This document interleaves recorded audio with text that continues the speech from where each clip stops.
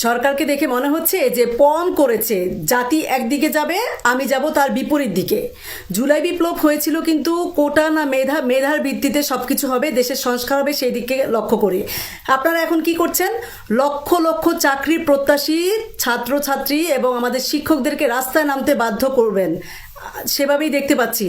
কেন আপনাদের শিক্ষক নিয়োগ করতে হবে স্কুলের ম্যানেজিং কমিটির মাধ্যমে?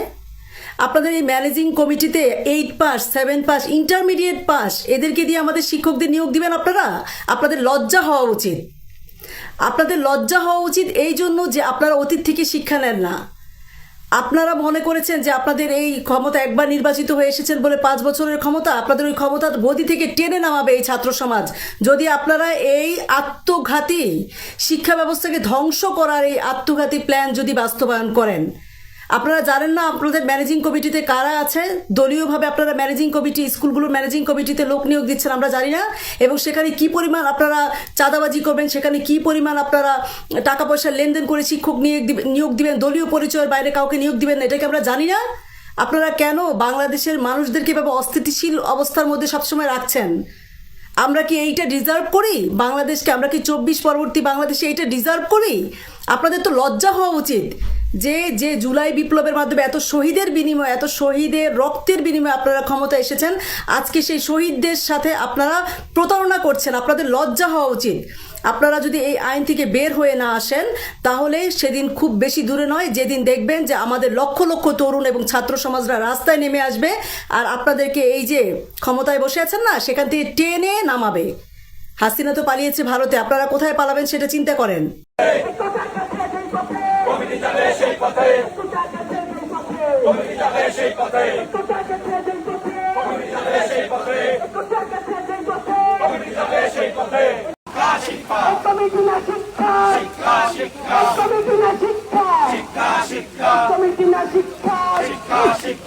চাকরির ক্ষেত্রে কমিটির মাধ্যমে, বাণিজ্যের মাধ্যমে কোনো চাকরি হবে না। চাকরি ক্ষেত্রে মামা খালু চাচাদের পরিচয় দিয়ে স্বজন প্রীতির মাধ্যমে কোনো ধরনের নিয়োগ হবে না।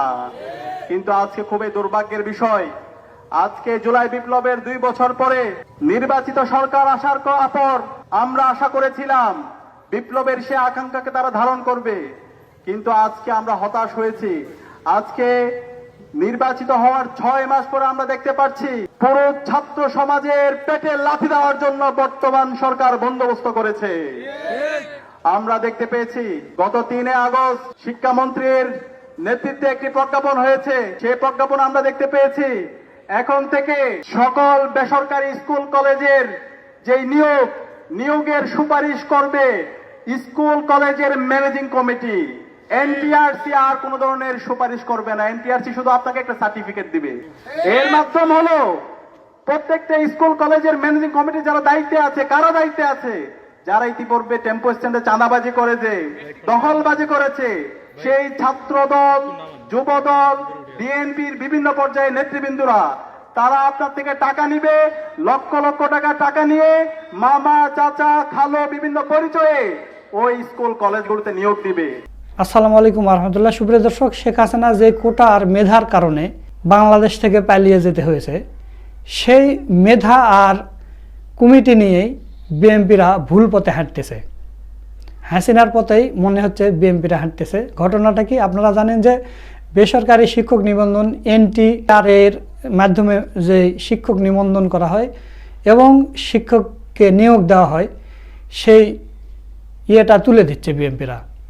NTR এর এটা তুলে দিয়ে তারা কমিটির মাধ্যমে শিক্ষক নিবন্ধন, শিক্ষক নিয়োগ এগুলো তারা মানে বহাল রাখতে চাচ্ছে বা এটা জারি করতে চাচ্ছে।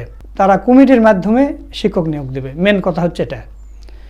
তো এখন আপনারা জানেন যে কোটা না মেধা এই কারণে কিন্তু আন্দোলন হয়েছিল এবং হাসিনাকে পালাতে হয়েছে। এখন দেখা যাচ্ছে যে বিএনপির সর্বস্তরে দলীয়করণ করে ফেলেছে, সব কিছু দলীয়করণ।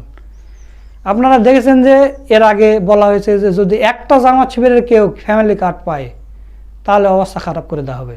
তার মানে ফ্যামিলি কার্ড যারা পাচ্ছে সব দলীয় ভিতরে পাচ্ছে এবং প্রশাসনের যতগুলো লোকজন সব কিছু দলীয়করণ, স্কুল কলেজ ইউনিভার্সিটি যত কিছু সব কিছু দলীয়করণ।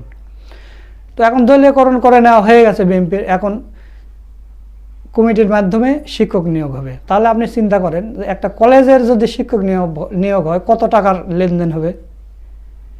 এমনিতে দেখা যাচ্ছে আমাদের এখানে একটা দাখিল মাদ্রাসা বা আলিম মাদ্রাসার একটা কর্মচারী বা একটা পিয়ন, একটা ঝাড়ুদার, একটা নাইট গার্ড লাগবে, এটার জন্যই মনে করেন যে মোটামুটি 16-17 লাখ টাকার লেনদেন হয়ে যায়। তাহলে কলেজের শিক্ষক নিয়োগ দিতে কত লেনদেন হবে আপনারা চিন্তা করেন।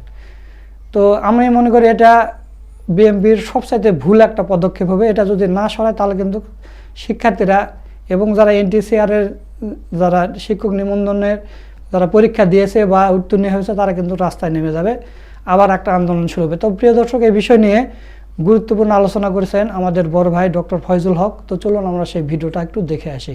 আপনারা জানেন যে বাংলাদেশের শিক্ষক নিয়োগের একটি সুন্দরতম পদ্ধতি হচ্ছে এনটিআরসি পদ্ধতির মাধ্যমে তথা সরকারের নিয়োগ পদ্ধতির মাধ্যমে এই নিয়োগগুলো হতো, যেখানে স্থানীয় কোনো দল, রাজনীতি কিংবা কমিটির প্রভাব ছিল না।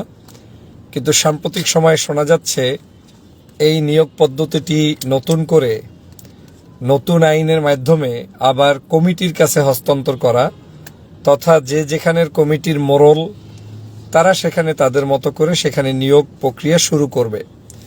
আমি মনে করি এটা নতুন আরেকটি চাঁদাবাজি, ধান্দাবাজির ধান্দা, আর কিছু না। কোনো প্রসঙ্গ ছাড়া একটা সময় গ্রামগঞ্জে আগে এই পদ্ধতিতে নিয়োগ হতো যে কমিটি নিয়োগ দিবে, পরবর্তীতে ওই কমিটি নিয়োগ প্রক্রিয়াগুলো অস্বচ্ছ ছিল বিধায়ী এনটিআরসি পদ্ধতির মাধ্যমে নিয়োগ প্রক্রিয়া হয়েছে এবং তাতে কিঞ্চিত হলেও বাংলাদেশের সাধারণ নাগরিকরা উপকৃত হচ্ছে। যেমন যে কোনো গ্রামগঞ্জের একজন অসহায় পরিবারের সন্তান, সে শিক্ষিত, তার পড়াশোনা ভালো, তার মেধার ভিত্তিতে সে অ্যাটলিস্ট নিয়োগ পেতে পেরেছে এবং সে জায়গাটাতে কিছুটা হলেও দলীয় প্রভাব মুক্ত থাকার একটা সুযোগ হয়েছে। যার মেধা ভালো সে চাকরি পাবে, সহজ কথা। যেখানে তার ভাগ্যে আসবে সেখানে তার নিয়োগ হবে, সহজ কথা, টাকা পয়সার কোনো বিষয় নেই। কিন্তু নতুন গভর্নমেন্ট এখন এটাকে এনটিআরসি পদ্ধতি বাতিল করে আবার কমিটির মাধ্যমে করার একটি চক্রান্ত শুরু করছে বলে শোনা যাচ্ছে। আমি এর তীব্র নিন্দা জানাই। আমার আনময় এহসানুল হক মিলন সাহেব মাননীয় শিক্ষামন্ত্রীর উপরে যথেষ্ট আস্থা এবং বিশ্বাস, ভালোবাসা রয়েছে। উনি আমার মালয়েশিয়া ইন্টারন্যাশনাল ইসলামিক ইউনিভার্সিটির একসাথে পিএইচডি করেছি, উনি আমার বড় ভাই হিসেবে আমি বলবো আপনার জন্য এই ধরনের সিদ্ধান্ত যদি আসে বা কারো চক্রান্তে পড়ে এই সিদ্ধান্তের ফাঁদে আপনি পাড়া দেন, সেটা আপনার জন্যই একটি কঠিন পরীক্ষামূলক হয়ে যাবে এবং এটার উপরে ভিত্তি করে যে কত বড় ঘটনা ঘটতে পারে সেটা আপনার এখনই আঁচ করা দরকার। আমি মনে করি এই নিয়োগ প্রক্রিয়াগুলোতে যেখানে বৈষম্য বিরোধী আন্দোলনই হয়েছে, কোটা সংস্কার, তারপরে সকল প্রকার বৈষম্য বন্ধ করা, চাকরি হবে স্বাধীনভাবে, সেই জায়গায় পরবর্তী বৈষম্য বিরোধী আন্দোলন পরবর্তী নতুন বাংলাদেশের নতুন সরকারের সময়ে এনটিআরসি বাতিল করার মতো দুঃসাহস যদি কেউ দেখায়, আমি মনে করি সেটা তাদের জন্য বুমেরাং হবে।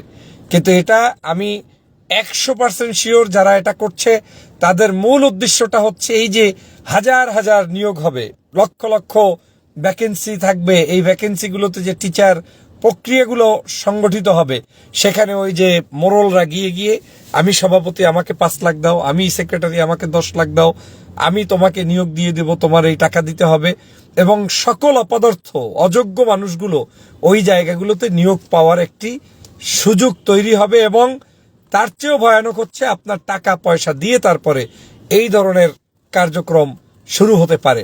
আমি সে কারণে ভয় পাচ্ছি যে এই এনটিআরসি পদ্ধতি বাতিল কোনো অবস্থায় হতে পারবে না এবং হওয়া উচিত নয়। এটা একটা জাতীয় ইস্যু, এটা বিএনপি, আওয়ামী লীগ আর জামাত বলে কথা নাই, এটা সকল মানুষের জন্য, আমাদের দেশের শান্তির জন্য, শিক্ষা ব্যবস্থার শান্তির জন্য, সাধারণ শিক্ষার্থী সহ সবার জন্য। আমার মনে হয় আমাদের সবাই মিলে এ ব্যাপারে আওয়াজ উঠানো উচিত, কথা বলা উচিত এবং আমাদের প্রত্যেকেই এখন যদি প্রতিবাদ না করি তাহলে কিন্তু আরেকটা দুর্ঘটনার সম্মুখীন হবে শিক্ষামন্ত্রী। সে ব্যাপারে শিক্ষামন্ত্রীরও সজাগ দৃষ্টি কামনা করছি। মাননীয় প্রধানমন্ত্রী বরাবর আহ্বান করছি, আপনারা একটু স্মার্টলি কিছু খাওয়ার জন্য পদ্ধতি প্রয়োজনে আবিষ্কার করে দেন। এরকম শেষরা ইনকাম গ্রামগঞ্জের কোনো মানুষ করুক, এটা আমরা চাই না। ওই চাঁদা, দোকানদারিতে একটু ট্যাক্স নেয়া, নিয়োগ দিয়ে টাকা খাওয়া, এগুলা বন্ধ করে যদি প্রয়োজন বোধ করেন যদিও সেটা উৎসাহ দেওয়ার কোনো সুযোগ নেই, কিন্তু বলতে বাধ্য হচ্ছি যে ভিন্ন কোনো উপায় যদি থাকে সেগুলো আপনারা করেন, কিন্তু এরকম একটা শিক্ষামূলক খাত থেকে আপনাদের এই গ্রামগঞ্জের কমিটির সভাপতি সেক্রেটারিকে খাওয়ার জন্য একটা ধান্দা খুঁজে দেওয়া, এটা আমি মনে করি এই 24 পরবর্তী বাংলাদেশে এটা কেউ মেনে নিবে না। আপনারা প্রজেক্ট করেন, আপনারা উন্নয়নমূলক কাজ করেন, বড় বড় টাওয়ার করেন, রাস্তা করেন, ব্রিজ করেন, কালভার্ট করেন, সেগুলো মানুষ যেখান থেকে অন্তত জাতি ক্ষতিগ্রস্ত হবে না, আপনারা সেখানে ভালো করেন, মন্দ করেন। শিক্ষা যদি ধ্বংস হয়ে যায় ওটা জাতি ধ্বংস হয়ে যায়। একটা রাস্তা কালভার্ট ভেঙে গেলে জাতি ধ্বংস হয়ে যায় না।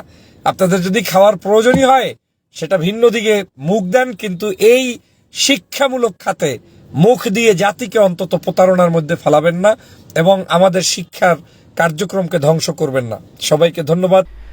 দর্শক, আপনারা ভিডিওটা দেখলেন, তো সব মিলিয়ে আজকের এই ভিডিওটা আপনাদের কাছে কেমন লেগেছে তা অবশ্যই কমেন্ট করে জানিয়ে দেবেন। সকলকে ধন্যবাদ। আসসালামু আলাইকুম রহমতুল্লাহ।